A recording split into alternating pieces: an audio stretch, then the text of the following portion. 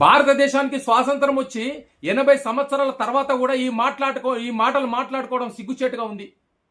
మౌలికమైనటువంటి వసతులు కూడు గూడు విద్య వైద్యం కోసం కూడా మాట్లాడుకోవడం అనేటటువంటిది సిగ్గుచేటుగా ఉంది.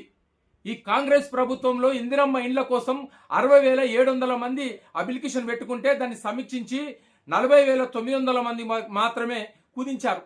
వాటిలో 19,820 మందిని మళ్ళా అనర్హులుగా తీసేశారు. ఇప్పుడు ఇండ్లు ఇచ్చేటటువంటి ప్రతి ఒక్కరిని డబ్బాలో చిట్టీలు వేస్తారంట. ఆ డబ్బాలో చిట్టీలు వేసి చిట్టి వెళ్ళినటువంటి వాళ్ళకు మాత్రమే ఇండ్లు ఇస్తారంట. ఏమిటి దుర్మార్గం? 119 మంది ఎమ్మెల్యేలు ఉన్నారు.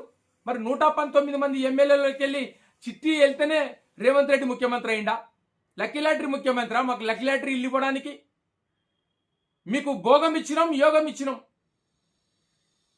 యోగం మా ఓటు ద్వారా, ప్రజల ఓటు ద్వారా, భోగం మేము కట్టిన పన్నుల ద్వారా.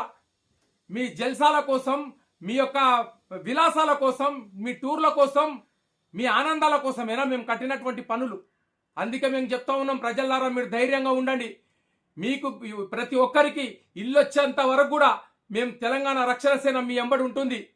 ఇంకా కాస్త ఓపిక పడితే ఇల్లు లేని ప్రతి పేదవాళ్ళకు కూడా మొదటి సంతకంగా అమ్మ ముఖ్యమంత్రి అయిన తర్వాత కల్వకుంట్ల కవితమ్మ ఖచ్చితంగా ముఖ్యమంత్రి అవుతుంది. ఎందుకంటే ఇల్లు అంటే తల్లితో సమానం. తల్లి లేదని ఎవరు అబద్ధం చెప్పరు ముఖ్యమంత్రి గారు. అందుకే ఇల్లు లేనటువంటి ప్రతి ఒక్కరు కూడా ఇల్లు కల్పించాలనేటటువంటిది ఆలోచనతో ముందుకు రావాలి. లేదంటే మా ప్రభుత్వం వచ్చిన తర్వాత ప్రతి ఒక్కరికి ఇల్లు ఇస్తామన్న సంగతిని గుర్తుంచుకోవాలని తెలియజేస్తాం.